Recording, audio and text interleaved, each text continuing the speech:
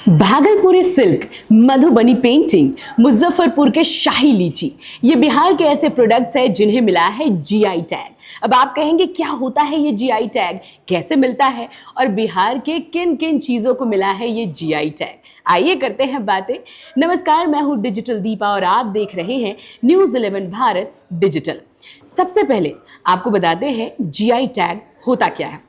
GI tag किसी भी उत्पाद को उसके मूल स्थान से जोड़ने के लिए मिलता है। भारत में जीआई टैग भौगोलिक संकेत रजिस्ट्री द्वारा दिया जाता है।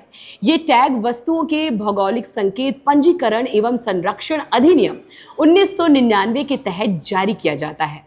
अब आगे आपको बताते हैं कि कला, संस्कृति, परंपराएं, दिलचस्प घटनाएं और सांस्कृतिक विरासत से भरपूर बिहार के कई उत्पादों को जीआई टैग मिल चुका है।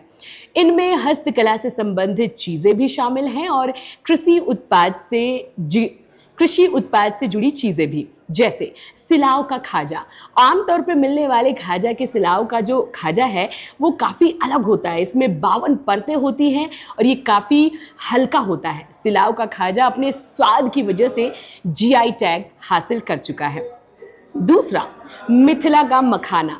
उत्तर बिहार के दरभंगा, मधुबनी समेत सीमांचल क्षेत्र में बड़े पैमाने पर मखाने की खेती होती है। मिथिला के मखाने को भी जीआई टैग मिल चुका है। भागलपुरी सिल्क साड़ी तो पूरी दुनिया में फेमस है। यही वजह है कि भागलपुर में तैयार सिल्क को जीआई टैग दिया गया है। आगे बात करते हैं भागलपुरी जर्दालू आम की। जर्दालू आम मुख्य तौर पर बिहार के भागलपुर में पाए जाते हैं और ये काफ़ी स्वादिष्ट होते हैं, जिस वजह से भागलपुर के जर्दालू आम को भी जीआई टैग मिला है। आगे बढ़ते हैं, बात करते हैं सिक्की घास शिल्प। बिहार का सबसे लोकप्रिय हस्तशिल्प में गिना जाता है। इसमें एक विशेष घास का प्रयोग होता है, जो घास दरभंगा, मधुबनी, सीतामढ़ी और उत्तर बिहार में कई जिलों में पाए जाते हैं। कतरनी चावल, सिल्क और जर्दालू आम की तरह ही भागलपुरी कतरनी चावल को जीआई टैग मिल चुका है। ये चावल अपनी खुशबू और टेस्ट के लिए देश विदेश में जाने जाते हैं। विदेशों में बड़े पैमाने पर इसकी सप्लाई की जाती है। अब बात करते हैं मगही पान की।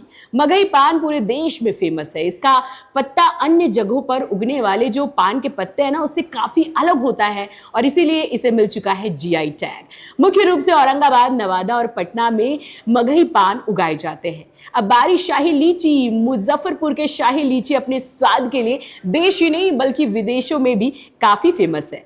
इसकी मांग विदेशों में भी काफी ज्यादा होती है और इसीलिए इसे भी मिला है जीआई टैग। बातें सुजनी कढ़ाई की। पहले 2-3 कपड़ों में लपेटकर सुजनी तैयार किया जाता है, फिर इसके बाद इस पर कढ़ाई से चित्र तैयार किया जाता है।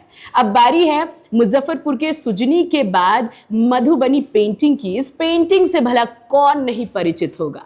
बिहार के दरभंगा, मधुबनी, पूर्णिया, सहरसा, मुजफ्फरपुर में इसे बनाया जाता है। मधुबनी पेंटिंग को भी जीआई टैग हासिल हो चुका है और इसके अलावा मंजूषा आर्ट हो, पिपली वर्क लोगो हो और हाँ, हाल में ही 2025 में गया के स्टोन आर्ट को भी जीआई टैग मिला है। अब इतनी सारी बातों में, इतने सारे नामों में अगर मुझसे कोई नाम छूटा हो तो माफ कीजिएगा और कमेंट करके मुझे याद दिलाइएगा कि दीपा ये नाम मिस हो गया। फिलहाल के लिए इस वीडियो में इतना ही। बाकी और ऐसी अपडेट्स के लिए आप देखते रहिए न्यूज़ 11 भारत डिजिटल।